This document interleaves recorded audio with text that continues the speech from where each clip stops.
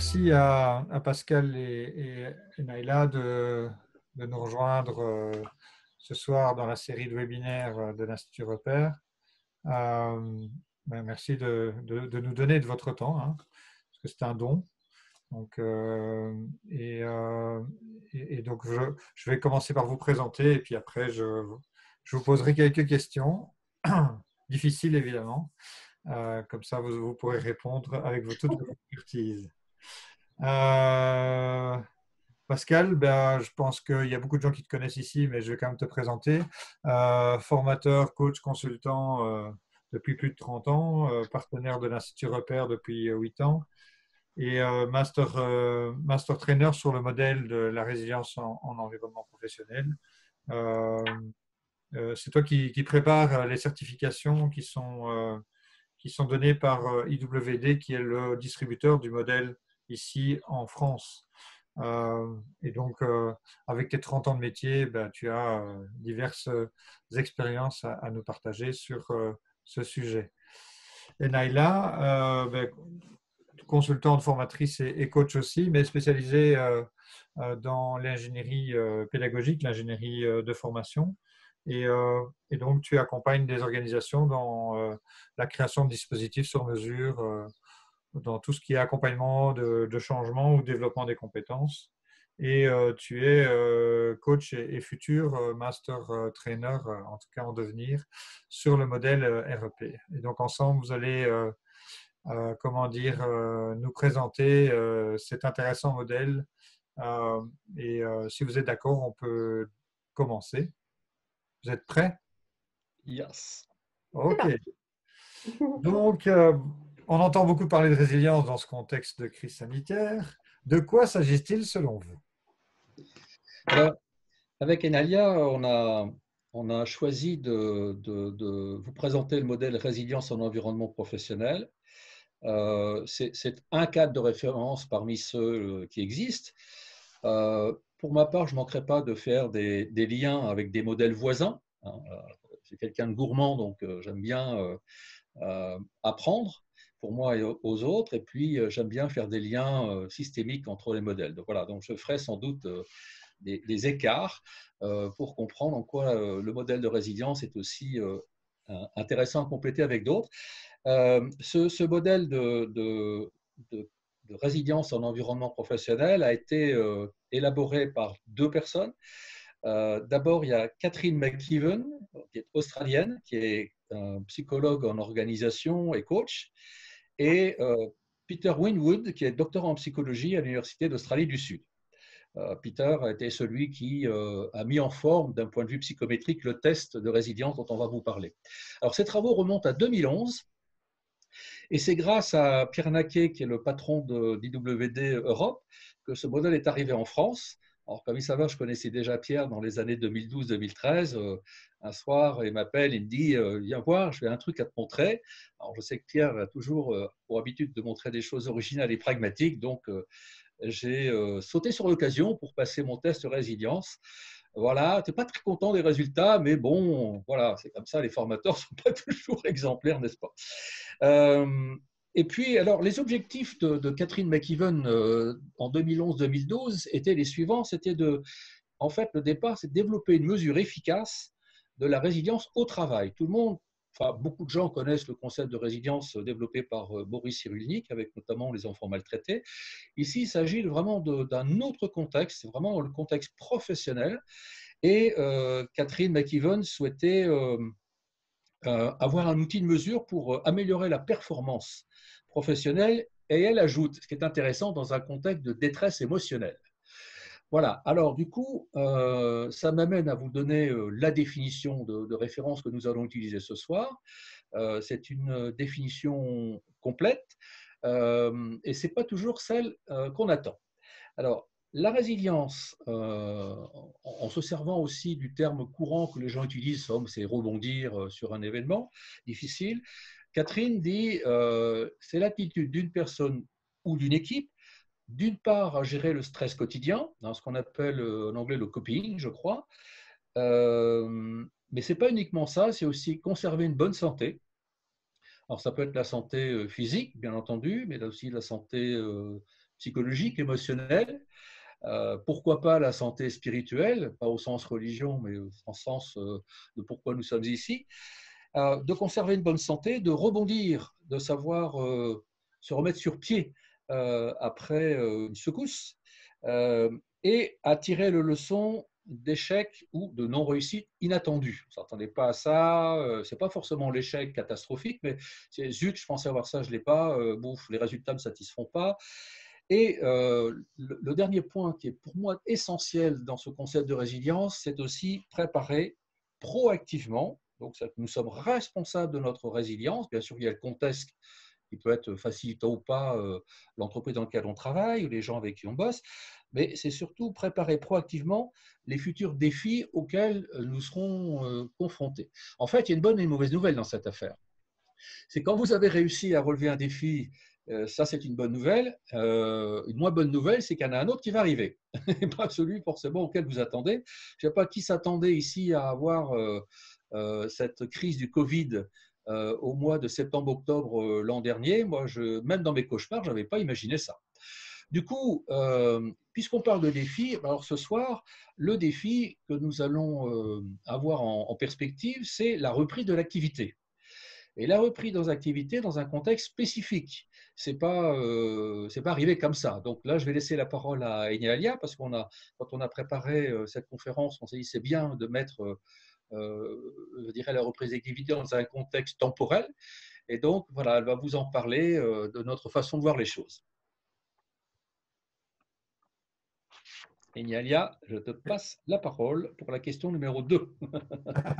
Donc la question numéro 2. Donc, Et donc, en quoi est-ce que c'est pertinent d'évoquer la résilience en entreprise, en cette période de reprise d'activité, excusez-moi. Voilà, c'est surtout pour que les auditeurs aient la question et qu'ils fassent un lien avec la réponse que moi, je vais tenter d'apporter. Ouais. Finalement, Michael, pour y répondre, les entreprises et les organisations ont aujourd'hui à gérer une situation relativement inhabituelle, voire même historique. C'est un contexte traumatisant et qui reste encore traumatisant pour certains, tant au niveau individuel que collectif. Alors, malgré tous les dispositifs et les moyens mis en œuvre, on mesure quand même des conséquences graves sur différents plans, plan économique, social, sanitaire, voire même des répercussions au niveau des structures familiales. Cette zone de turbulence nous démontre bien que nous sommes aujourd'hui embarqués dans un monde de changement. J'ai même hésité à utiliser le terme mutation. Mutation dans la mesure où nous vivons et nous allons vivre des transformations, tant au niveau organisationnel, transformation des métiers, des systèmes, et j'en passe, voire même peut-être une évolution vers le digital, puisqu'on a goûté au digital pendant cette période de confinement, et c'est ce qui a quelque part aussi créé une forme de rebond déjà, ne serait-ce que dans le maintien de l'activité pour certaines entreprises. Donc nous étions déjà dans un monde plus ou moins incertain au préalable. On entend souvent le terme du VUCA, hein, un monde volatile, incertain, complexe et ambigu, qui l'était déjà, mais qui se confirme et qui va perdurer dans le temps. Donc avec tous ces éléments-là, on peut se permettre, voilà, pour répondre à la question, on peut se permettre d'évoquer l'importance, en tous les cas, et l'importance et la pertinence du principe de résilience en cette période de crise, et notamment vis-à-vis du retour qui est en train de se profiler. Alors, l'outil de résilience en milieu professionnel devient incontournable au vu de sa définition propre. C'est ce que la définition que vous a proposée Pascal au préalable, puisqu'elle permet à l'individu de faire face à la complexité et déjà aux multiples donc, mutations à venir. Le mot résilience, j'ai envie de dire, alors on l'entend un petit peu dans tous les sens, ça fait un certain moment déjà qu'on entend parler de résilience. Effectivement, c'est quelque chose qui ponctue nos vies au quotidien, voilà, mais avec un degré minime. Là, ce qu'on attend, c'est vraiment une résilience avec un rebond significatif et donc qui va nous permettre finalement de contribuer à un environnement durable et surtout à gérer les événements à venir difficiles et tels que celui-ci finalement. Donc la zone de turbulence, celle que nous sommes en train de traverser aujourd'hui, nécessite un état de résilience pour pouvoir appréhender une reprise et une reprise efficace. Alors l'outil qui nous permet l'outil en tous les cas proposé qu'a présenté Pascal au préalable. En quoi il est efficace? Parce qu'on parle de résilience un peu dans tous les sens. Moi, j'ai vraiment envie de faire un point focus sur le résilience en milieu professionnel, de par les 7 dimensions qu'on va vous proposer d'ailleurs, et on va rentrer dans le détail des 7 dimensions. C'est un outil qui va nous permettre d'enclencher finalement une approche holistique d'action pratico-pratique à mettre en œuvre et qui va venir renforcer simultanément l'état de résilience, que ce soit pour les dirigeants, que ce soit pour les leaders, que ce soit pour les équipes, que ce soit au niveau de l'individu. Donc, c'est relativement intéressant. Et donc, il y a de quoi favoriser une reprise non pas confortable, parce qu'on ne fait pas non plus de fausses promesses, mais de quoi équiper tous ces différents acteurs dès lors où, bien évidemment, tout le monde se met autour d'une table et qu'on réussisse à créer une alliance entre la performance et le bien-être au travail. Alors, il est vrai que j'accompagne régulièrement les entreprises dans la résolution de problèmes, notamment en proposant des dispositifs de formation. Maintenant, il s'avère que, quelle que soit la stratégie de l'entreprise, il y a un maintien de l'activité. Au bout de 2-3 ans, bon, pour les connaisseurs, en tous les cas, de ces dimensions-là, il risque d'y avoir un déclin. C'est ce qui se passe dans l'absolu. Il y a un déclin de l'activité. Aujourd'hui, on n'en est pas là. Il ne s'agit même plus du maintien de compétences, c'est de la relance d'une activité. Et donc, c'est là où, effectivement, il y a une complexité et un milieu anxiogène qui vient renforcer nos points de vigilance. Alors, avant d'aller plus loin vis-à-vis des perspectives, des recommandations, je ne vais pas non plus m'étendre, je tiens quand même à tirer un sacré signal d'alarme, je me permets, voilà, je me fais plaisir et merci de m'offrir cette possibilité-là. En tous les cas, avec Pascal, on était d'accord là-dessus. Un signal d'alarme vis-à-vis des conditions de retour des salariés en milieu de travail, notamment un point focus vis-à-vis de la période du avant Covid-19. Nous avons un état de résilience relativement faible, j'assume vraiment mes propos, voire même inexistant pour certains. Les indicateurs nous le démontrent, une forme d'épuisement sur poste de travail, tant au niveau individuel qu'au niveau collectif. J'ai aussi envie de faire un petit point focus sur le manque d'équilibre entre le work-life balance, chose qu'on abordera aussi de par les 7 dimensions. Donc, un épuisement sur poste de travail, un équilibre work-life balance qui malheureusement n'était absolument pas présent, et ce avant le Covid-19. Donc, complètement chamboulé. Alors, sans bien sûr aborder, je le fais peut-être avec un sourire narquois, mais le burn-out, l'absentéisme, les turnovers, qui font qu'aujourd'hui, finalement, on a besoin de réconcilier les entreprises et les salariés et que ça devient un axe prioritaire pour demain. Alors, on a aussi notamment, avec la période, donc on a vu le avant, rapidement, avec des axes des repères qui nous indiquent que l'état de résilience était relativement faible. Maintenant, avant la reprise, j'aimerais quand même qu'on fasse un état des lieux aussi du pendant le confinement, parce qu'elle a été bouleversante pour beaucoup de personnes, beaucoup d'individus. 50% des salariés, puisqu'on parle des salariés d'environnement de travail, 50% des salariés n'avaient jamais expérimenté le télétravail. Donc, une expérience nouvelle, avec tout ce que ça comporte. Notamment via l'utilisation d'outils digitaux. Donc, je découvre le télétravail et je suis censée maîtriser des outils digitaux que je ne connais peut-être pas. Donc, n'empêche que toutes ces conditions de mise en télétravail n'ont pas toujours été, je mesurais mes mots, peut-être pas chez tous, mais n'ont pas toujours été considérées ou prises en considération dans le cadre, dans ce cadre-là finalement. Donc, le cadre aussi nouveau qui est l'environnement familial. Environnement familial compliqué et chamboulé avec un terrain anxiogène. Donc, ce nouvel environnement de travail n'était pas forcément favorable pour accueillir cette dimension du télétravail telle qu'elle a été proposée en tous les cas. Des exemples tout bêtes, mais par exemple, on a retransposé une méthodologie plus ou moins existante du type 9h-18h, du télétravail basique de 9h-18h, sans prendre en considération le chamboulement et l'environnement familial, qui donc était en souffrance, notamment la peur de la maladie, pour soi, pour les autres. Donc être en télétravail, appréhender cette dimension-là, dans un environnement familial qui, au-delà de l'anxiogène, est relativement, a fait appel à nos peurs. On est face à la mort, Voilà, donc il y a d'autres priorités, j'ai envie de vous dire. Donc la peur de la maladie pour soi et pour les autres. Après, il y a peut-être aussi une deuxième notion, mais qui me semble pour moi très importante à rappeler, qui dit confinement, dit privation de liberté, rupture sociale, solitude pour certains, changement de repère, rythme chronobiologique chamboulé, à ne plus savoir quel jour. Et là, il me semble que certains salariés ont souffert effectivement de ce chamboulement et devoir respecter des horaires tels que 9h, 18h, voire des légers aménagements, ben forcément, était encore un terrain anxiogène. Alors bien sûr, sans compter que dans le cadre familial, il y a les relations intrafamiliales, ben les enfants à gérer, les devoirs, les travaux. Voilà, donc l'idée, c'est juste de pouvoir dresser finalement l'état de résilience avant le Covid, pendant le Covid, et voir ce qu'on pourrait en faire demain. En sachant que certains ne se sont pas accommodés facilement, voire pas du tout. D'autres ont réussi à s'accommoder. Disons que ça a créé une sorte de confort, ce confinement, pour certains. Quand je dis confort, c'est que, ben oui, forcément, l'optimisation des temps de trajet, se retrouver en famille, remise en question, introspection profonde, pour certains, changement de cap, de métier. Et là, j'ai envie de dire que l'état de résilience, c'est plus ou moins, il y a une prédisposition. On pourrait imaginer une forme de prédisposition pour eux à réintégrer l'environnement de travail.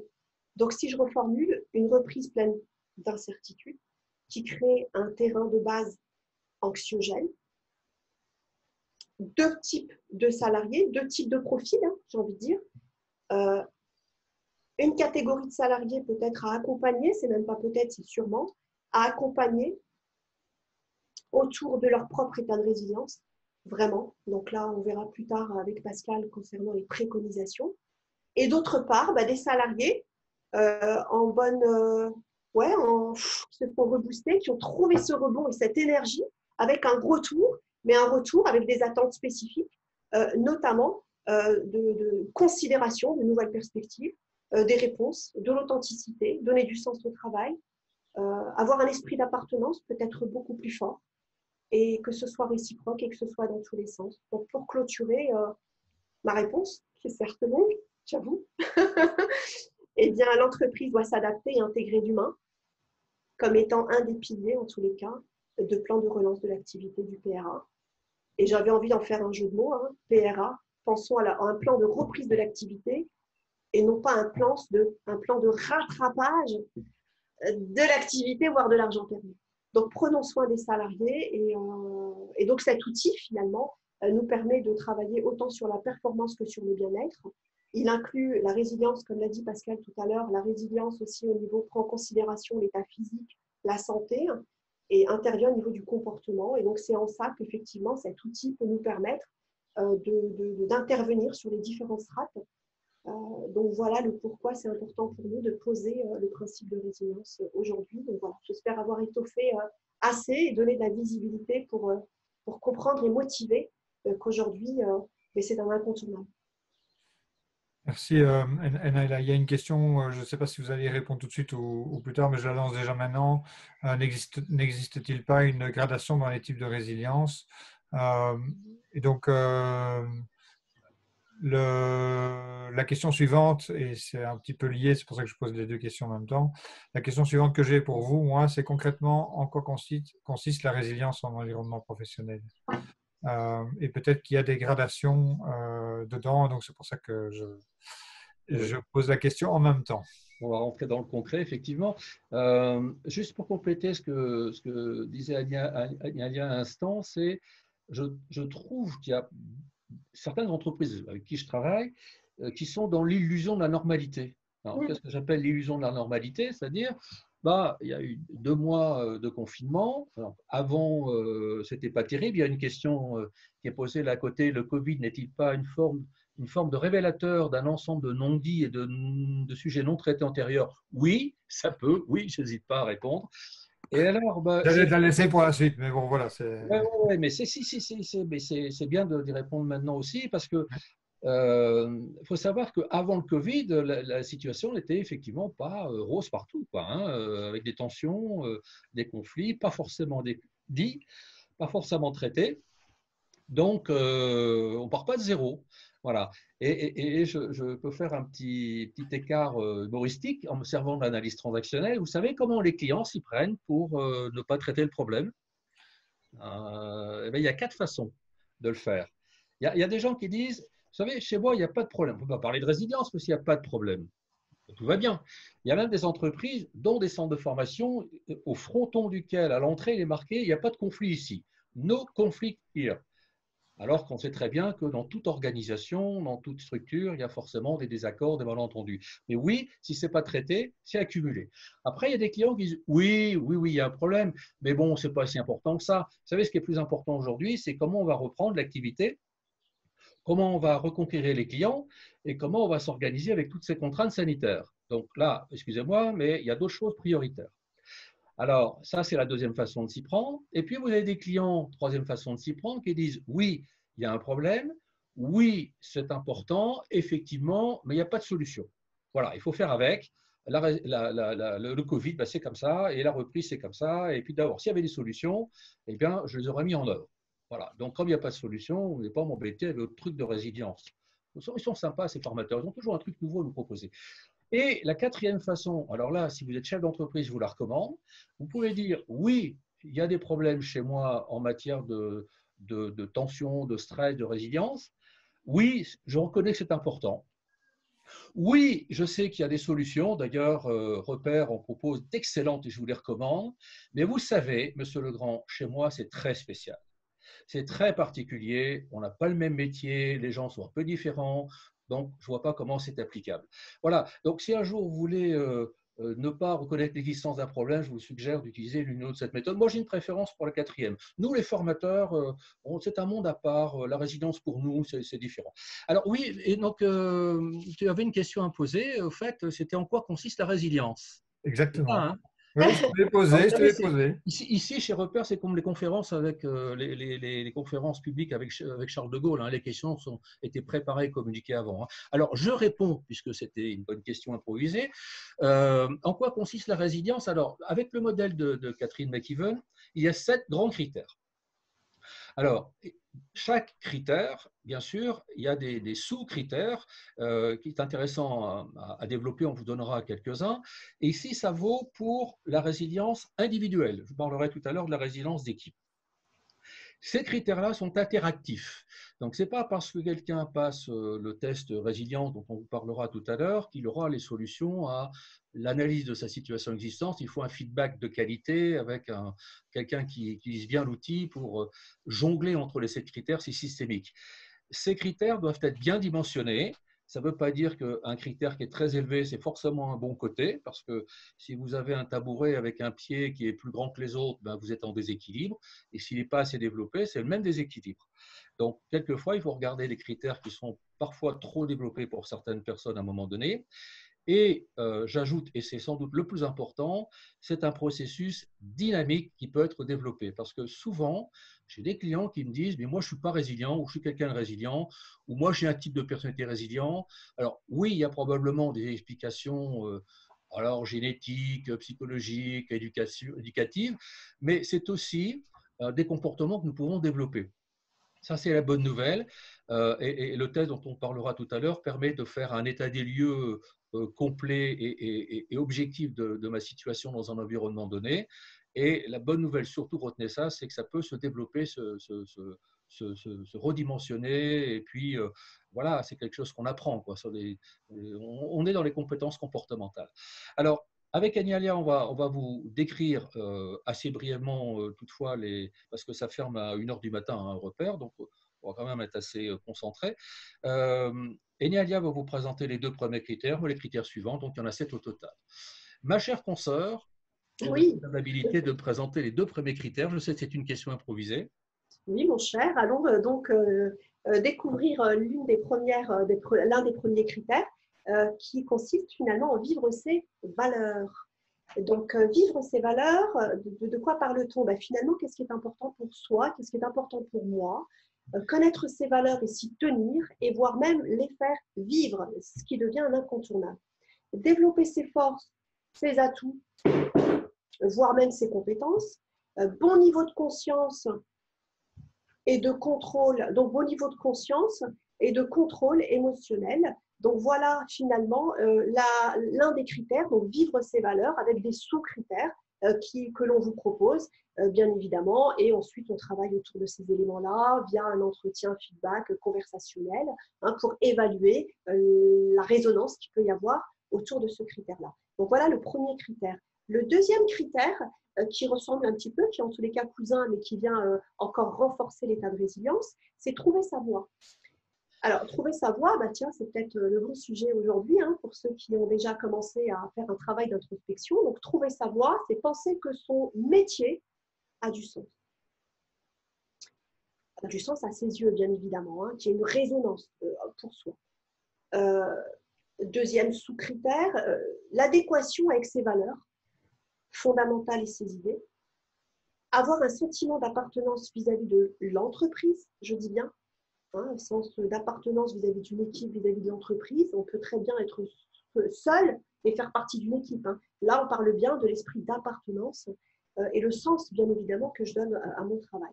Donc, voilà pour les deux premiers critères, deux éléments fondamentaux.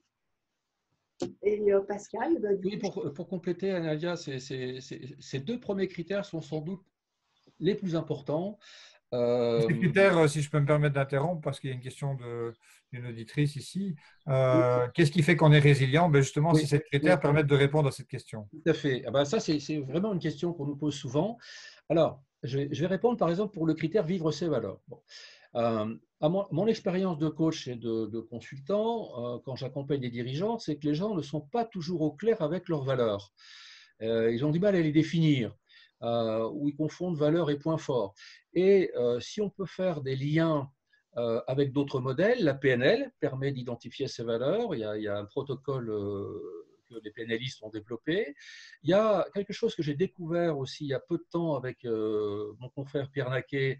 C'est un outil américain qui s'appelle l'IPV, indicateur de préférence des valeurs, qui est un questionnaire bien fait, qui permet d'identifier ces valeurs avec quelque chose moi, qui m'a beaucoup plu en tout cas et surpris, c'est qu'il y a deux types de valeurs. Il y a les valeurs qui sont bonnes à avoir, vous savez, les valeurs qu'on a, on les propre sur nous. Alors moi, par exemple, j'ai une valeur propre sur moi qui est, j'ai le sens du travail d'équipe. Bon. Et en fait, il y a un autre système de valeurs, c'est quand nous sommes sous pression, eh bien, il y a d'autres valeurs qui peuvent prendre le pas. Et moi, quand je suis sous pression, c'est l'indépendance. Et l'indépendance, ce n'est pas forcément travailler tout seul, mais j'ai besoin de retrouver mes petits à moi avant de m'intéresser à ce qui se passe autour. Donc, l'indicateur de préférence des valeurs, c'est un nouveau questionnaire dont peut-être on pourra vous parler une prochaine fois. Et puis, vous avez aussi pour travailler sur je dirais, ces deux premiers critères-là. Quand Enalia parle de contrôle émotionnel, vous avez l'outil conflit. Les gens n'ont pas souvent un bon contrôle émotionnel en situation conflictuelle. Voilà. Alors, comment? Alors, pour répondre à la question, comment? C'est d'abord faire un état des lieux et après de dire si je dois travailler tel sous-critère, par exemple développer le contrôle émotionnel, c'est de la formation, c'est du coaching, c'est de l'accompagnement. Voilà, donc on peut développer ça à condition d'en prendre conscience. En fait, la première démarche je dirais d'avancement, les gens de l'intelligence émotionnelle le démontrent, c'est la conscience de soi.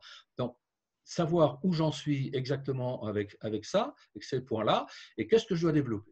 Alors maintenant, il y a deux autres critères. Il y a le critère numéro 3, ça s'appelle maintenir le niveau de perspective. C'est-à-dire, c'est la capacité à redéfinir les aléas. Par exemple, si on parle de confinement, en quoi ça a eu des bons côtés. Moi, je vois ça de ma fenêtre, j'habite pas loin de la campagne, et je vois des chemins qui sont pleins de coquelicots, il y a plein d'oiseaux que je n'avais jamais vus, il y a du silence, voilà, il y a un bon côté et l'air est devenu pur. On me dirait, qu'est-ce que ça a à faire en entreprise? À vous de voir aussi, il y a des gens qui ont découvert pendant le confinement, ils se sont posés de bonnes questions sur eux, sur leur avenir, et ça peut être une bonne chose. Rester concentré sur la résolution des problèmes, c'est un autre sous-critère pour maintenir le niveau de perspective, c'est-à-dire avoir une dynamique positive, de dire, bon, qu'est-ce que je fais avec ça? Gérer un environnement négatif, Alors ça, vous parlez de mon passé, mais ce qui a été pénible à vivre pour moi dans des vies antérieures, j'ai eu plusieurs vies antérieures comme les chats et les Chinois, je ne sais plus trop, eh bien ça a été de vivre avec un environnement négatif. Des gens qui partagent leurs émotions négatives, et en plus c'est pas traité, c'est contagieux les émotions, hein. Voilà, donc gérer un environnement négatif, c'est exactement ce que vivent aujourd'hui.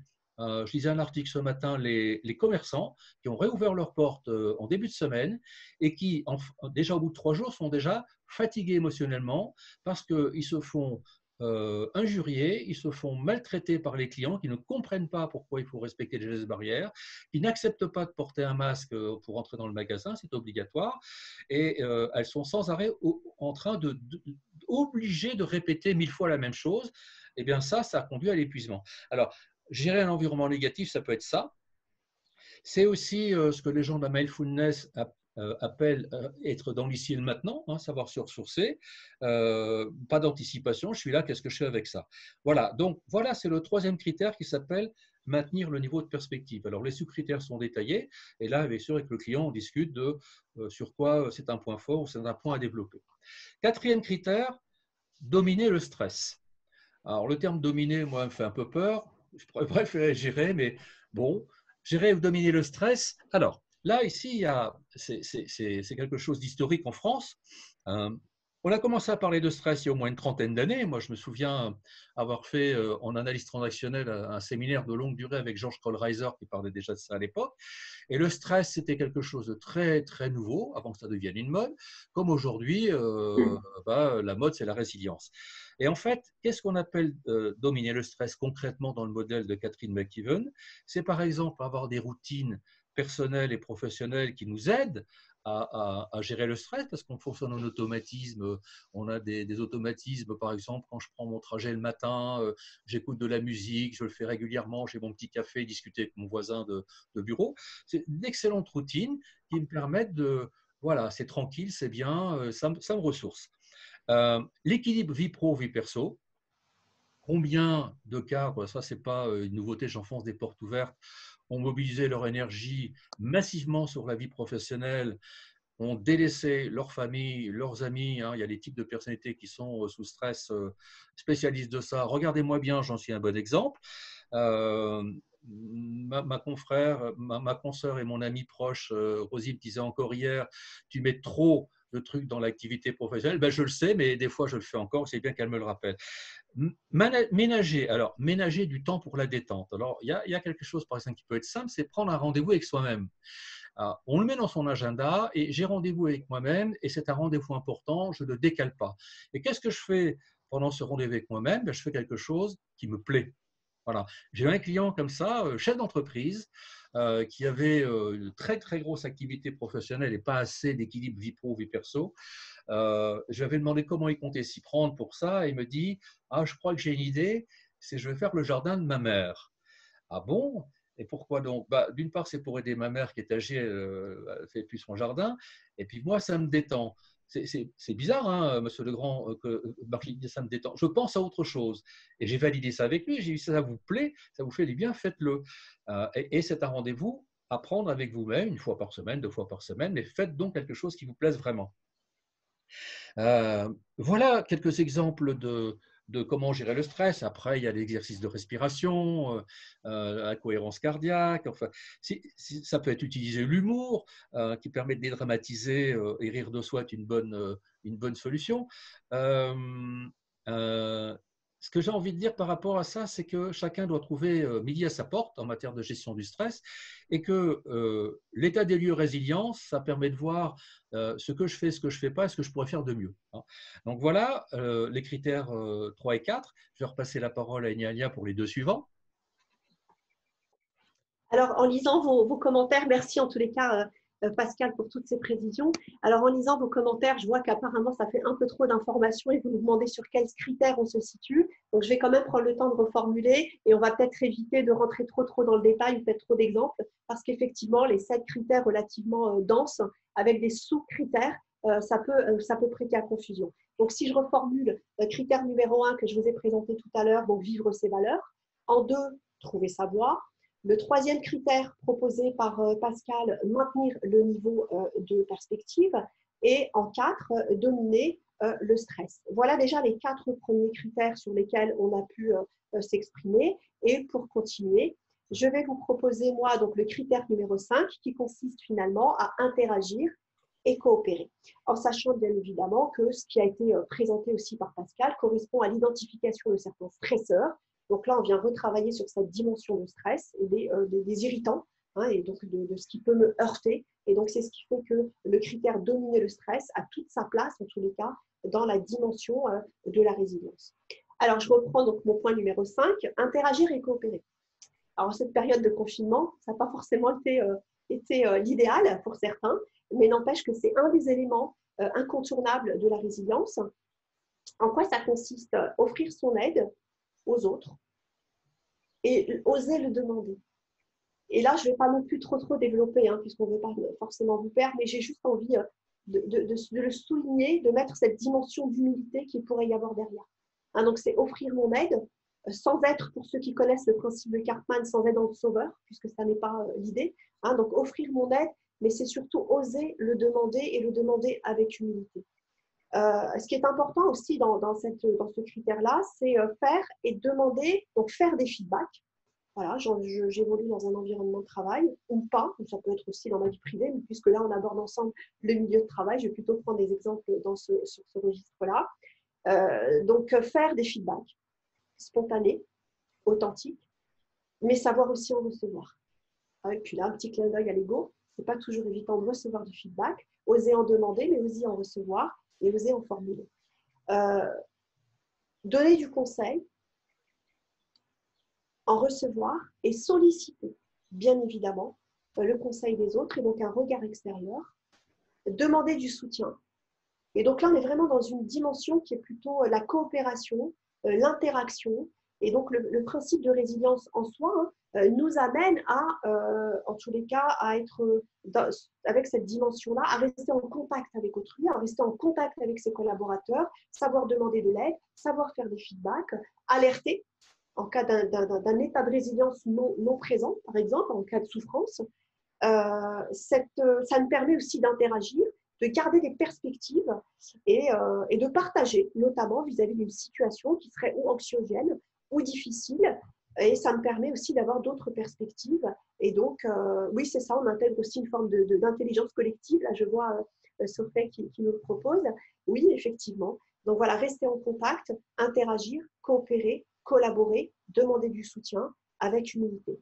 Donc là, c'est le 5e critère, hein, donc qui fait partie effectivement de tout principe de résilience qu'on vous propose. Un autre critère, je marque un petit temps. Pourquoi? Parce que ça peut surprendre, et tu le disais tout à l'heure, Pascal, effectivement, un des critères qui est relativement important, qui est un pilier extrêmement puissant, correspond à celui de prendre soin de sa santé. Ouais. Et ce, en milieu de travail.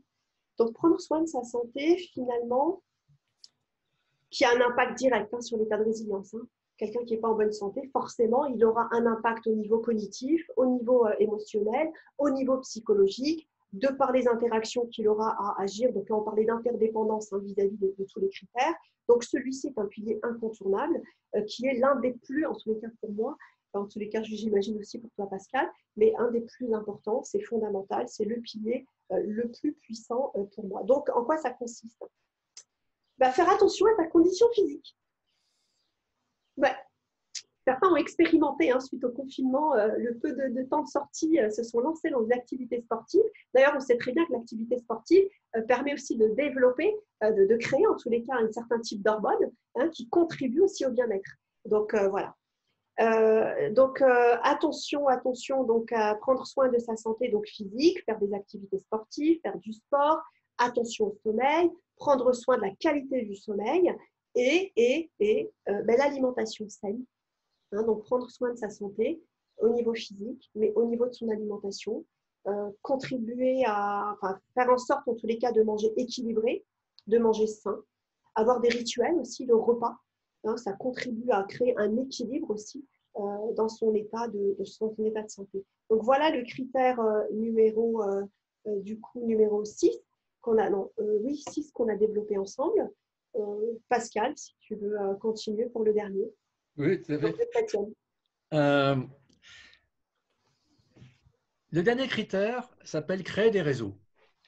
Alors, quand on dit créer des réseaux, il ne s'agit pas de Facebook ou de quelconque système de ce genre-là. Il s'agit plutôt ici des réseaux de soutien personnel pour m'aider à réfléchir, pour penser, pour gérer mes émotions, partager, pour me permettre de décider. Il y a de très nombreuses années, il y a longtemps, au siècle dernier, j'avais participé à une activité, on n'en parle plus maintenant à ma connaissance, qu'on appelle le co-conseil. Et on se réunissait en groupe pour partager des situations avec une écoute, une réécoute en face. Et je me souviens que ça m'avait apporté plusieurs fois le fait de parler, d'éclaircir les idées, de décider. C'est aussi avoir des personnes pour compenser mes faiblesses, parce que je ne suis pas forcément parfait dans tout. Comme disait l'autre, moi, ça m'a mis du temps à devenir parfait, dis donc. Quand j'ai exercé le métier de coach, je pense que c'était mon premier besoin en tant que coach indépendant, c'était de faire partie d'une fédération de coachs pour justement pouvoir échanger avec mes confrères sous forme de groupe de pairs, sous forme de appeler quelqu'un qui a une spécialité. Je me souviens que à plusieurs reprises, j'avais demandé le point de vue d'une consoeur psychanalyste sur des choses que je voyais que je ne comprenais pas bien, ou d'un médecin psychiatre quand quelqu'un avait un traitement médical. Voilà, moi, je me sentais confortable avec l'idée de demander conseil. Et il n'y a pas encore une semaine, je téléphonais à mon confrère et ami Pierre Naquet pour lui demander un avis sur quelque chose qui me turlupinait. Voilà. Savoir à qui demander pour ne pas faire tout seul, en quelque sorte. Hein. Voilà. Et je connais des personnes pour qui demander, c'est pas simple du tout, hein, qui ont cru que pendant très longtemps, il fallait qu'ils se débrouillent tout seuls et que c'est bien savoir demander. Après, bon, évidemment, il y a le risque que la personne dise non, mais voilà, avoir du soutien, ça me semble vraiment important. Et je ferai bien une parenthèse, pourquoi en tant qu'indépendant, je travaille notamment, c'est mon seul partenaire professionnel aujourd'hui qui est l'Institut Repère, parce que j'ai trouvé l'Institut Repère avant une structure, des personnes à qui je peux demander un avis, un conseil. Combien de fois je téléphone encore aujourd'hui à mon ami Jean-Luc pour dire tiens, dis donc, comment tu vois les choses, c'est ça. Voilà, je trouve de l'écoute, du respect, de la bienveillance et un regard que je n'ai pas forcément. Voilà pourquoi créer des réseaux est un des critères aussi importants pour être résilient. Voilà, en ce qui concerne les 7 critères, il y a peut-être des questions. Ah oui, alors il y a une question, mais j'y répondrai juste après, c'est y a-t-il une dimension collective? Oui, je vais y répondre dans quelques instants. Merci Pascal. Bon, ça y est, on a fait les 7 critères. Et collectif donc, notamment, pardon. Vas-y, Naïla. Non, collective, notamment dans un des critères, interagir et coopérer. Hein. On resitue bien les critères dans le milieu professionnel, donc au sein de l'organisation, au niveau des networks, etc. Donc, il s'agit bien sûr d'interagir et de coopérer dans le cadre de l'organisation et au milieu de travail. Donc, bien évidemment, ça englobe tout ce qui va avec. Merci pour cette précision. Mais donc, la question, c'est maintenant, comment mesure-t-on ces critères chez une personne? Alors, un des intérêts que j'ai trouvé dans le modèle de Catherine McEwen, c'est non seulement le côté pratico-pratique, dont les critères sont bien identifiés, c'est l'intérêt de l'approche et c'est aussi l'existence d'un test. Il y a différents types de tests proposés par l'équipe de Catherine McEwen. On va vous parler ici du test individuel, parce que ça, c'est, je crois, que la bonne première démarche. C'est une mesure de l'ici et le maintenant. Ça n'a rien à voir avec la personnalité, hein, puisque c'est un état évolutif. Et c'est un test d'une vingtaine de questions. Ça paraît rapide, mais bon, l'analyse psychométrique dans la phase exploratoire, ils en étaient à 45 et ils en ont retenu finalement une vingtaine, suffisant. Donc ça se passe, vous passez le test en un quart d'heure, 20 minutes. Vous donnez vos réponses. Alors bien entendu, le test lui-même ne suffit pas. Hein, il faut avoir un feedback de qualité avec un formateur certifié dans le modèle pour vous aider vraiment à faire des corrélations entre les sous-items. Et l'intérêt du test aussi, c'est que ce n'est pas un questionnaire qu'on va trouver dans Figaro Madame ou Télé 7 jours, mais c'est un vrai test avec une psychométrie établie, c'est-à-dire qu'il y a eu une analyse exploratoire sur 397 personnes et une analyse confirmatoire sur 194 personnes, essentiellement en Australie, mais aussi dans d'autres pays. Voilà, donc Je peux nous avons t'interrompre. là… Oui, Est-ce que les critères ont le même poids, demande un auditeur. pardon, il y a des critères Est-ce qui… que les critères ont le même poids, demande un auditeur.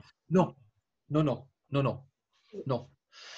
Et parce que, pour la bonne et simple raison, par exemple, qu'il y a des sous-critères et il y a certains items qui sont plus détaillés que d'autres et ça dépend aussi du contexte dans lequel on trouve sa personne. Il faut vraiment toujours ramener ça au contexte.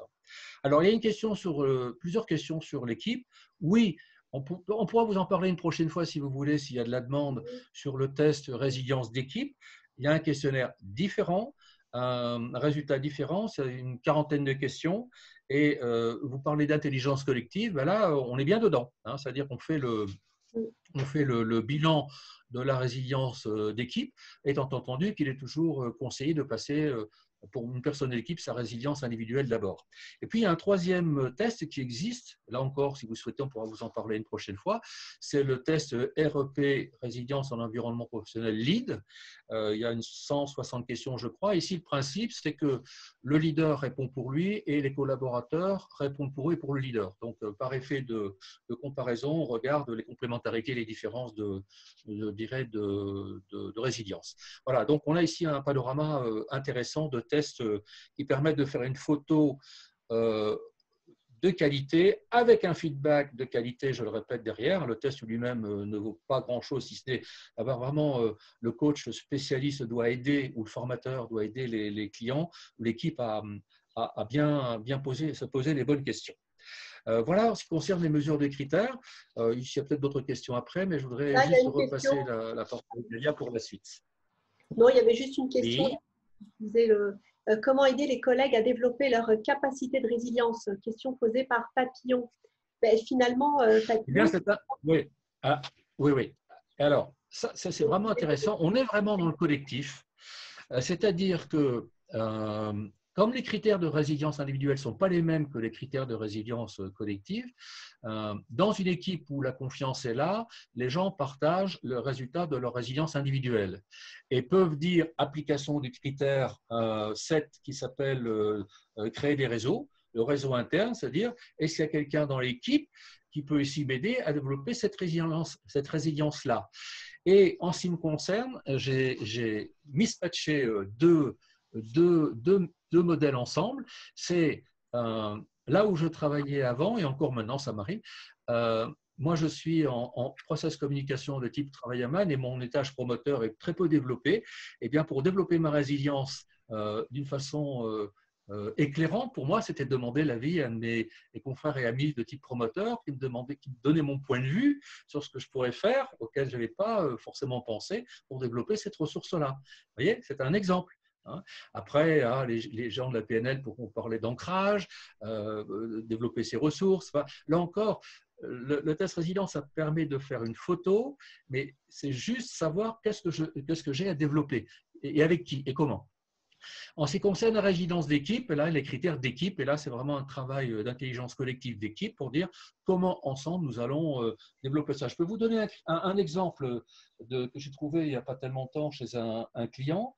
Il y a un critère d'intelligence collective, c'est que je reste sûr.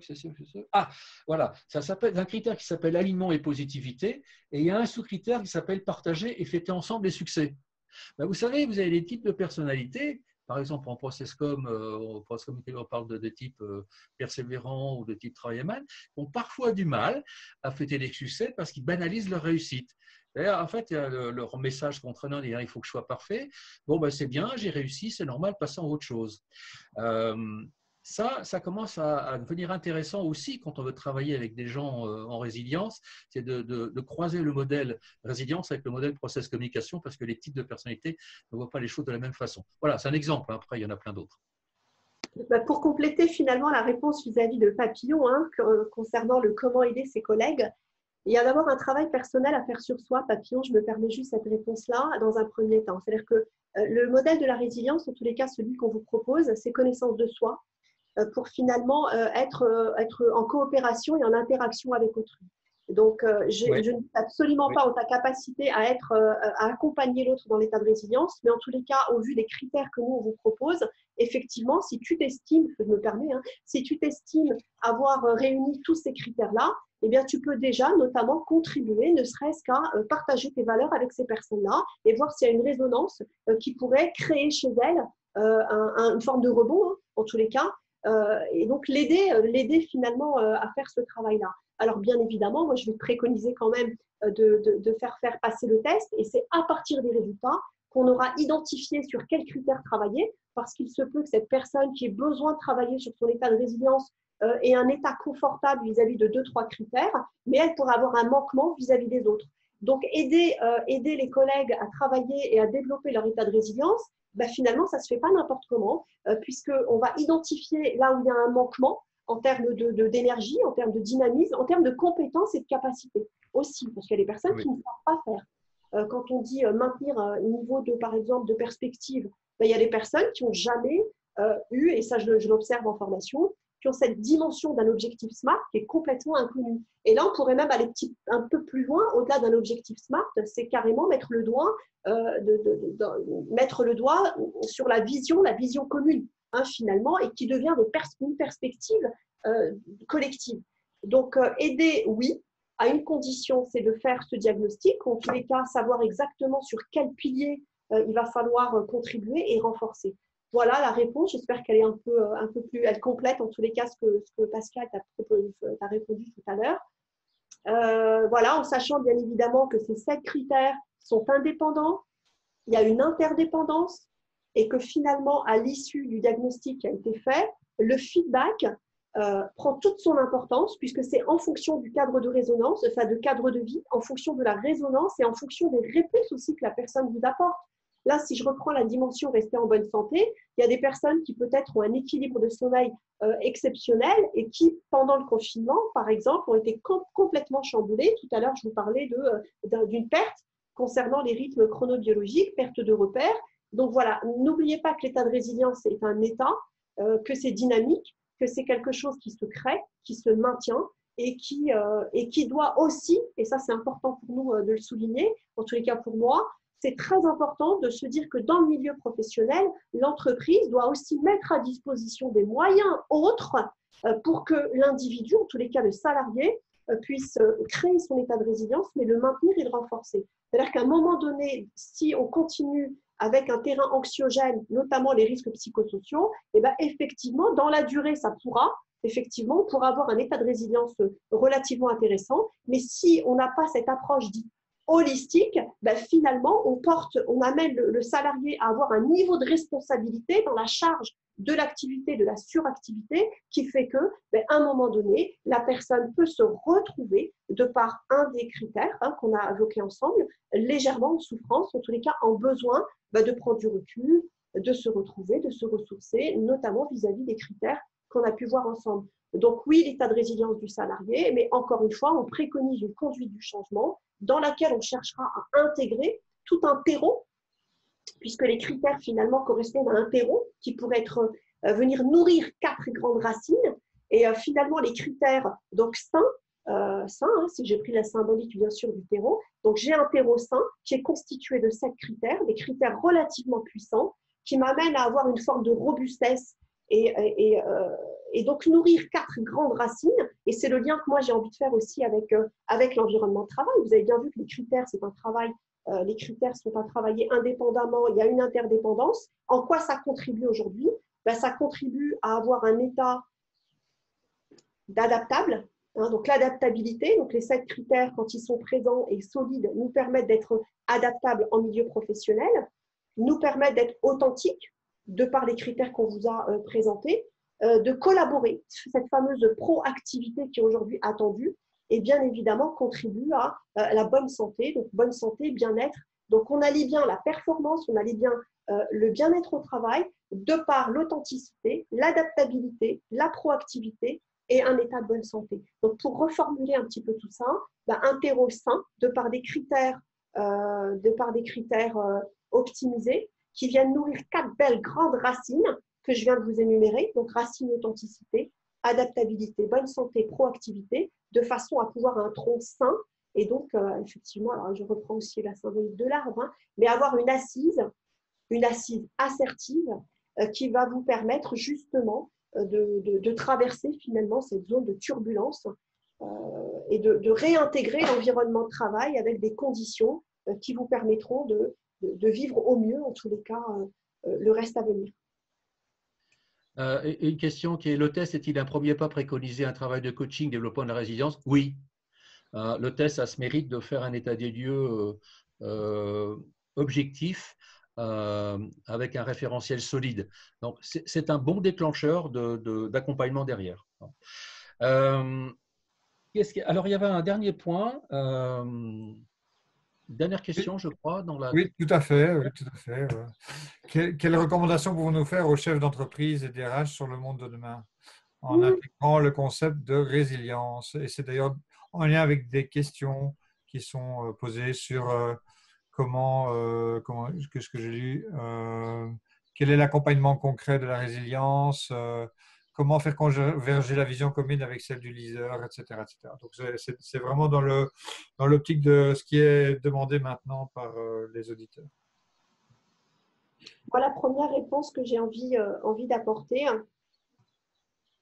Enfin, c'est d'abord une question. Je suis désolée, je pose une question face à une question. C'est aujourd'hui, avons-nous une maturité vis-à-vis des chefs d'entreprise, des dirigeants et des managers à accueillir ce type de modèle? Pourquoi? Parce qu'au vu des critères qu'on vous a énoncés avec Pascal, il y a tout un travail de fond qui doit se faire. Oui, on a aujourd'hui un monde qui est en mouvement, un monde il y a un virage à prendre. Hein, c'est ou alors effectivement une forme d'illusion que de croire qu'on va retrouver les organisations anciennes et les modes de fonctionnement anciens. C'est une utopie absolue. Donc aujourd'hui, si le chef d'entreprise, si le dirigeant est en mesure d'accueillir en tous les cas les propositions des consultants, des formateurs ou des coachs, la première des notions, en tous les cas ce que moi je préconise, c'est de revisiter l'organisation et faire en sorte que ces critères puissent vivre et de mettre des moyens sur la table. En l'occurrence, redéfinir les valeurs de l'entreprise, identifier les valeurs fondamentales des entreprises pour créer cette alliance vis-à-vis des critères qu'on a annoncés tout à l'heure.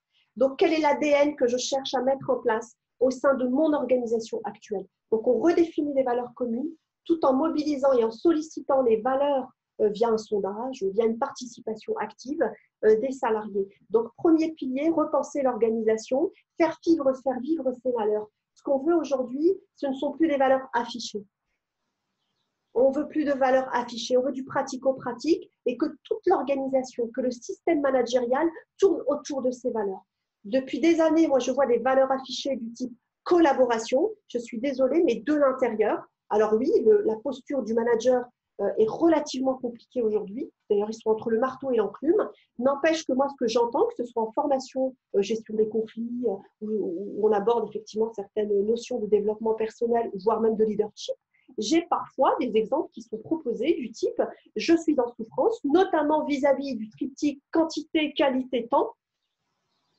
Je cherche à renégocier les délais, par exemple, ou alors les moyens qui sont mis à ma disposition. En réponse, nous avons aujourd'hui, c'est la réalité, si tu n'es pas content, tu peux aller voir ailleurs. Et cette réponse-là est aujourd'hui inacceptable, c'est inacceptable. Déjà, ça l'était hier, mais ça le sera encore moins demain.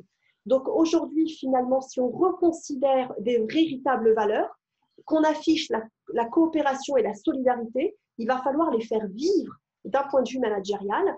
Et on pourrait même redéfinir un nouveau type de management, du type un management, et j'ose le dire, humaniste, dans lequel on retrouve des valeurs fondamentales communes, que les décisions soient prises en commun. Hein, donc cette notion d'authenticité qui revient encore une fois, cette notion dite de collaboration et de proactivité et de collaboration, il faut qu'elle se fasse dans les deux sens, c'est-à-dire que l'entreprise doit s'adapter à son entreprise, à ses salariés, et les salariés vont chercher aussi à s'adapter en termes de dynamique. Et donc, c'est là où il va y avoir une réelle alliance. Donc, si maturité des chefs d'entreprise, on peut repenser l'organisation autour des 7 critères concrètement. C'est-à-dire que moi, j'ai tout un dispositif à proposer, que ce soit pour les dirigeants, les leaders, les managers et les salariés. Donc, en un, repensons ensemble les valeurs, les dispositifs d'accompagnement, le style de management proposé aujourd'hui, le niveau d'autonomie et d'innovation des collaborateurs qui ont énormément de choses à dire, énormément de choses à exprimer, le niveau de proactivité de collaboration est là, il suffit de l'accueillir. Remettons l'humain au centre et au cœur du débat. Et je pense que plutôt que de considérer le salarié comme étant un simple salarié, accordons-lui une dimension plutôt de partenariat. Et je pense qu'il y a une collaboration qui pourrait être très, très belle. Enfin. Merci, Enaïla. Je ne sais pas si vous voulez, si Pascal veut rajouter quelque chose avant qu'on passe aux questions. Ah oui, il y avait une question pour toi, Enaïla. Tu as parlé de, comment dire, adaptabilité, authenticité et 2 autres critères. Tu peux les rappeler? Oui, alors finalement, c'était juste une façon de reformuler, et d'ailleurs, c'est la réalité. C'est comme si finalement, moi, en tant qu'individu, j'ai cet état de résilience finalement à travailler, à renforcer. Eh bien, je vais chercher à m'asseoir sur une chaise et donc je vais avoir cette assise qui du coup me permettra effectivement d'avoir un rebond significatif. Donc cette chaise, moi, je vais vous la symboliser. C'est une chaise qui est constituée de 4 pieds finalement. Ces 4 pieds sont solidement posés, robustes, ancrés sur un sol stable. Donc si je reprends la symbolique, le sol est constitué des 7 critères. Les 4 pieds correspondent finalement aux axes sur lesquels on va créer l'alliance avec les entreprises, c'est-à-dire je suis authentique. Si je reprends les critères, bon là c'est un peu trop rentré dans le détail, mais ces 7 critères nous permettent d'être authentiques, adaptables, proactifs et de rester en bonne santé. Donc finalement, ce socle solide, ce sol constitué de 7 critères solides, indépendants et interdépendants, viennent renforcer mon assise et viennent renforcer les pieds de mon tabouret. Donc, je suis assise sur un tabouret qui est constitué de 4 pieds, donc ces éléments que je viens de vous reproposer, et ce qui vient nourrir le socle de base et la stabilité correspond aux 7 critères qu'on vous a proposés. Donc, voilà, j'espère que ça, on vous a pas… Il y a un peu de jargon, mais il fallait quand même vous en donner pour que vous puissiez intégrer les dimensions proposées par l'outil REP7. Bien, merci. Alors, une des questions qui viennent des auditeurs, c'est quelle est la différence que l'on peut faire en tant que formateur ou en tant que coach en utilisant REP? C'est une des premières questions que j'ai notées. Alors, l'avantage du modèle, c'est qu'on peut l'utiliser de différentes façons. Une fois que vous êtes formé et certifié, c'est une formation qui est courte, avec l'Institut Repère, on a monté une formation qui dure clé en main 2 jours, plus une certification de 2 heures avec IWD Europe. Vous pouvez l'utiliser de toutes les façons que vous souhaitez. Alors, soit vous l'utilisez en coaching individuel, vraiment avec une posture de coach, et c'est vrai que en ce qui me concerne, depuis très longtemps dans mon activité de coach, j'ai toujours, à de rares exceptions près, proposé 1 ou 2 tests pour commencer parce que ça permet de faire un état des lieux et c'est un accélérateur de coaching.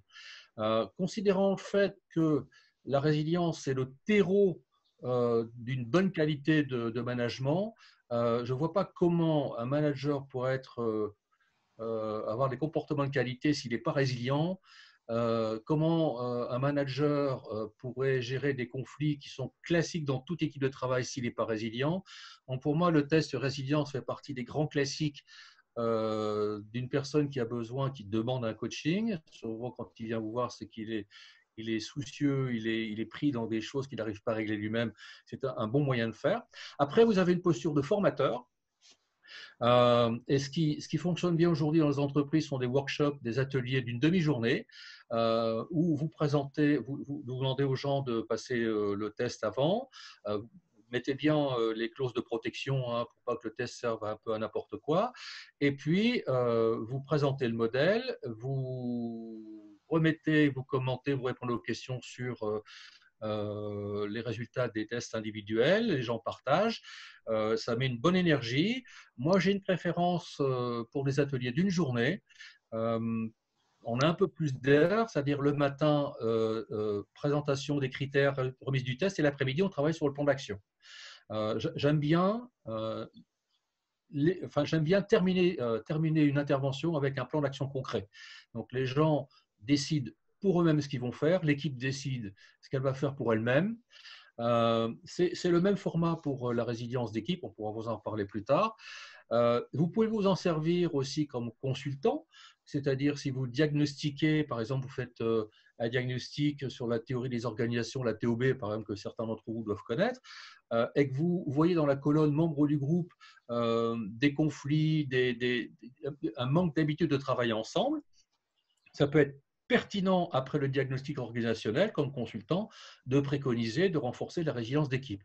Voilà, donc quel que soit votre métier, que ce soit formateur, coach ou consultant, ou les trois à la fois, à condition d'être clair sur le contrat avec le client, vous pouvez utiliser le modèle quand vous le souhaitez, y compris faire des conférences découvertes, sensibiliser les gens, voilà. Je termine quand même pour dire que le test fonctionne bien avec des gens qui ont une activité discrétionnaire. Donc, les gens qui ont un travail répétitif, travail à la chaîne, ça ne fonctionne pas. Donc, c'est typiquement un outil idéal pour les équipes de direction, les équipes projet. Travailler sur la résilience d'équipe d'une équipe projet qui va forcément affronter du stress, des difficultés, ça peut être tout à fait pertinent comme approche préventive.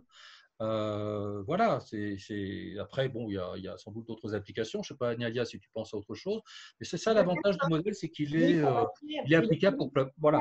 Oui, en fait, tu as balayé vraiment tous les champs d'intervention possibles. À la rigueur, pour compléter un tout petit peu au niveau de la réponse, moi, j'ai juste envie de démystifier en fait la différence entre une posture formateur et une posture coach. Et je pense que là, il y aura la réponse. Ouais. Formateur consiste en quoi? Ça consiste finalement au transfert de connaissances et de compétences, bien sûr en fonction du volume de jours, etc. Donc, lorsque je suis en posture formateur, je transfère les connaissances attendues pour le développement final et donc une retransposition dans l'environnement de travail. Donc ça, c'est vraiment la base même du métier de formateur.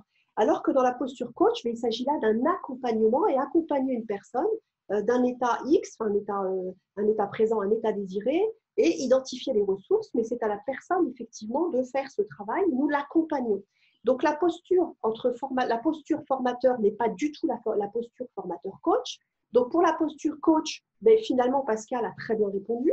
Pour la posture formateur, j'invite quand même à faire ce diagnostic. Peut-être qu'on ferait un audit, finalement un premier audit. Une fois qu'on aurait constaté un manquement de compétences, on proposerait une formation qui irait dans le sens des développements des compétences, notamment vis-à-vis des piliers qu'on vous a proposés. Et on pourrait imaginer, pourquoi pas, un atelier, une fois bien sûr le test proposé, un atelier autour de comment développer son authenticité, un atelier autour de comment développer son adaptabilité. Et dans ce cas-là, le formateur aurait plutôt une notion de transfert de compétences et qui contribue finalement à la retransposition de ces compétences et pour la personne et dans l'environnement de travail au vu de sa fonction. Ça peut être un leadership qui n'a pas cette capacité à être authentique. À ce moment-là, on ciblerait peut-être le développement uniquement là-dessus pour des raisons qui lui sont propres. Voilà, il y a peut-être des personnes qui ont envie de travailler ces dimensions-là plutôt en formation et pas forcément en coaching. Il y a les personnes qui ont envie de faire un travail individuel beaucoup plus profond. À ce moment-là, ce sera peut-être plus propice pour eux d'aborder ces dimensions-là sous format de coaching. Voilà, donc tous les formats sont possibles, à condition, bien évidemment, d'être clair dans la demande initiale et de la posture qu'on a envie d'avoir. Alors, je voudrais ajouter à ça, ce qui est important dans ce test résilience, c'est que le client vous attend comme expert au départ. C'est-à-dire, il vous attend sur le terrain de commentez-moi, expliquez-moi les résultats de ce test-là. On ne débriefe pas un test résilience comme on débriefe une analyse. Je ne vais pas dire de bêtises, une analyse de sang. Voilà, pas dire autre chose de plus gênant. Ça, c'est la première des choses. Et je vais vous faire une confidence. En ce qui me concerne, j'ai décidé de ne plus faire de frontières entre les trois postures et j'ai décidé déjà depuis quelques années, et je m'y sens bien, et mes clients aussi, c'est de développer la posture d'accompagnateur. Et pour moi, la posture d'accompagnateur, c'est les trois postures réunies, formateur, consultant et coach. Je vous explique. Je débriefe le questionnaire résilience à un de mes clients et je lui explique d'abord, avec ma casquette de formateur, le concept. Alors, par exemple, je dis, bah, voilà, le concept maintenir le niveau de perspective, ça consiste en ça, ça et ça et ça et ça. D'accord, ok, vous avez compris, très bien. Alors, quand je regarde votre test, le modèle résilience vous conseille de, par exemple, développer tel sous-critère. Moi, je ne donne pas de conseil. C'est la méthode conseil 2. Ça, c'est la posture de consultant. Et je termine par la posture de coach en disant, maintenant, comment comptez-vous vous y prendre? Voilà, j'ai décidé de ne plus me fâcher avec mes amis formateurs, consultants et coachs. Moi, je suis copain avec tout le monde. J'ai réuni les 3 familles dans une posture globale. J'explique le concept, la méthode conseil 2 et comment comptez-vous vous y prendre, c'est la personne qui trouve. Voilà, c'est une autre façon de s'y prendre encore. Merci Pascal. Est-ce qu'il y a encore d'autres questions pour Pascal et Naïla? Sinon, on va tout doucement clôturer le séminaire. Vous avez généré pas mal d'intérêt, surtout pour le modèle de résilience en équipe, REP en équipe. Et donc, nous verrons comment nous pouvons organiser peut-être une soirée découverte en ligne dans les prochaines semaines, en fonction évidemment de vos disponibilités à tous les deux. Voilà, y a-t-il d'autres questions? Est-ce qu'il y a des questions que j'ai passées, que je n'ai pas posées? Alors, il y a beaucoup de questions autour du format, finalement, format à distance. Bah, c'est en prévision. En tous les cas, on va chercher avec Pascal à créer un module à distance, puisque c'est l'actualité. C'est possible. C'est possible. Voilà, déjà, ça, c'est la première réponse. C'est possible. Oui, tout à fait. Avec le système Zoom tel que nous connaissons, la réponse est oui. On va travailler là-dessus dans les jours qui viennent. Naïa, moi et Pierre Naquet, qui est le certificateur, parce qu'il faut aussi regarder ce processus de certification.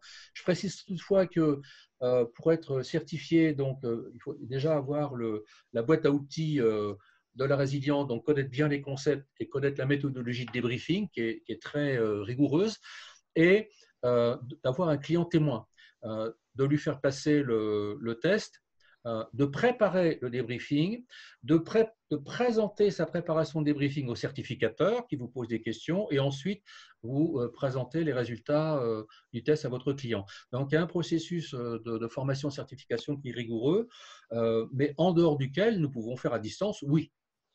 La question que il y a des gens qui me demandent de me déplacer aux Antilles, c'est possible aussi. Moi aussi. Oui, voilà. Pour dire c'est mal desservi, je dirais pas. Pour être certifié en REP d'équipe, il faut avoir passé REP individuel ou oui. deux choses différentes? Oui, ce qui est conseillé, c'est de faire 2 choses. D'abord, une fois que vous avez passé le contrat avec l'équipe, les gens passent d'abord leur test résilience individuelle, questionnaire, une vingtaine de questions. Et dans la foulée, ils passent le questionnaire spécifique résilience d'équipe. Il y a un protocole pédagogique, méthodologique, qui est très précis qu'on vous apprend à développer. Mon confrère Arnaud, qui est aussi parmi nous ce soir, a une expérience récente réussie dans ce domaine-là. Donc oui, il faut les deux, c'est conseillé. Et donc il y a une formation différente pour les deux? Oui, il y a des liens entre les deux et ce sont des critères différents et complémentaires. D'accord, donc ce sont 2 formations différentes, hein, Pascal? Alors non. C'est-à-dire que quand vous faites la formation certifiante à la résilience, on vous met en main les applications du modèle complètement. Donc, on vous apprend à utiliser le questionnaire résilience individuelle et on vous apprend aussi dans la même durée à utiliser le questionnaire résilience d'équipe avec la méthode qui va avec. C'est pas en plus. C'est une fois que vous faites la formation de 2 jours, par exemple chez nos amis de l'Institut Repère, vous partez avec le package complet, les supports pédagogiques, le PowerPoint, enfin tout ce dont vous avez besoin pour faire votre métier de formateur ou de coach. Il n'y a pas de surprise ou de supplément. Et si vous êtes certifié dans l'application Résilience pour tout type de public. Ok, merci Pascal. En sachant bien évidemment que les formateurs vont intervenir, comme je vous l'ai dit, sur des ateliers, des networks, des choses comme ça, et en aucun cas certifiés. Tout à fait. Oui, bien sûr. C'est souvent en supervision. Moi, il y a des gens qui téléphonent. Pierre fait ça aussi. On est vraiment à la disposition des certifiés. C'est dire ben là, j'ai un workshop à faire. Qu'est-ce que tu me conseilles? Donc, le service après-vente, entre guillemets, est garanti. Mes tarifs sont accessibles. Toute séance de supervision conduit à une bière pression belge. Ah, c'est bien. La bière belge, c'est une bonne idée. Ah, absolument.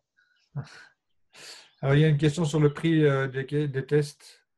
Alors, on rentre dans ces détails-là. oui, je n'ai pas tous les tarifs en tête, mais c'est de l'ordre d'une centaine d'euros d'aide de taxe pour la résilience individuelle et de l'ordre de 300 euros net de taxe pour toute une équipe. Donc, si vous voulez faire un devis, bah, vous mettez 100 euros à peu près. Il faut que je regarde les détails des prix avec mes confrères avec qui on diffuse ça. Donc, 10 personnes, 10 fois 100 euros à peu près. Et vous ajoutez 300 euros pour l'équipe.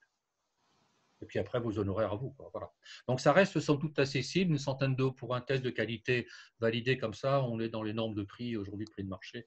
Ça me paraît tout à fait raisonnable. C'est un investissement que l'entreprise, pas une dépense, un investissement intéressant. Elle a un retour sur investissement rapide.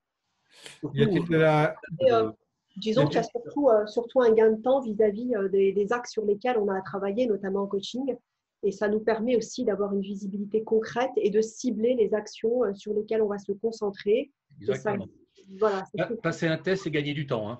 Voilà. On va droit au but, on sait sur quoi on doit travailler, la méthode est fournie clé en main. Donc là, après, vous pouvez utiliser tous vos talents avec d'autres modèles, que ce soit la PNL, Processcom ou autre, ou l'intelligence collective. Vous pouvez très bien jongler aussi avec d'autres modèles. Vous n'êtes pas enfermé dans quelque chose que vous devez suivre de A à Z. Après, vous êtes libre d'ajouter vos variantes pour suivre votre client dans la durée. Pardon, je voulais juste, parce que c'est vrai qu'on parle beaucoup de la relation au client, mais finalement, c'est une meilleure aussi connaissance de soi. Moi, je vois pour un partage d'expérience, période de confinement, j'ai en plus lancé un comité de soutien psychologique. J'ai eu très, très peu de périodes de sommeil. Je ne m'en suis pas forcément rendu compte. Et un moment d'irritabilité, du coup, j'ai eu… vous avez aussi cette capacité à vous auto-évaluer, à vous auto-prendre en charge. De par ces piliers bien identifiés, vous savez tout de suite quel est le levier à mettre en place sans forcément être accompagné en retour. Donc, non seulement vous aidez effectivement autrui de par vos métiers, bien sûr, mais moi, c'est important pour moi avec ma base empathique, puisque je suis aussi formatrice Processcom, de vous dire que cet outil-là vous fait aussi du bien. Et donc, vous savez aussi comment prendre soin de vous, comment avoir un état de résilience stable et qui vous permette finalement de redistribuer derrière du bien-être et de la performance. Oui, et la question aussi, Damien, c'est y a-t-il de la littérature, des livres ou des ressources qui vulgarisent le modèle avant d'envisager d'aller en formation? Oui, donc est-ce qu'il y a de la littérature, des livres, des ressources qui vulgarisent le modèle avant de quelqu'un d'envisager en formation? Ce n'est pas obligatoire hein, de lire quelque chose dans le livre de Catherine avant, mais je vais quand même, bougez pas, je vais vous montrer. S'il y a des gens qui ne bougez pas, hein, je reviens, voilà. Donc oui, il existe une version et même traduite en français. Mais voilà, du coup, on va l'avoir. Ce bouquin-là qui a été traduit en français. Alors, je vous lis, s'appelle Développer sa résilience par Catherine McEwen. Voilà, et c'est relayé par la structure IWD dont je vous parlais tout à l'heure, qui est le distributeur Europe. Donc l'avantage aussi, hein, je vous signale, si vous êtes certifié, vous intervenez dans tous les pays d'Europe que vous voulez. Hein. Et le test existe en différentes langues. Merci pour toutes ces informations. S'il n'y a plus de questions, je vais vous remercier. Est-ce que vous voulez dire quelque chose en conclusion avant que je vous remercie et que je remercie toutes les personnes qui ont participé à ce webinaire? Moi, je compte sur vous finalement dans vos postures consultants, formateurs et coachs, pour essayer de… C'est un terme qui n'est pas franchement sympathique à prononcer, mais redompter le client. Ou si vous êtes RH, de revisiter finalement vos perspectives d'organisation. Parce qu'il y a un vrai virage, un monde en mouvement, un monde en mutation. Et là, c'est vraiment le bon moment. Je ne sais pas si on aura une autre occasion. En tous les cas, j'espère pas, parce que ça a été très, très turbulent et traumatisant de le vivre tel que. Prenons ce virage ensemble. Et je pense qu'on a tous un niveau de responsabilité qui, justement, a créé de la maturité, que ce soit chez nos clients, chez nos dirigeants. Et donc, c'est vraiment le bon moment pour le faire, s'il vous plaît. Je crois que ça, c'est quelque chose qui est fondamental.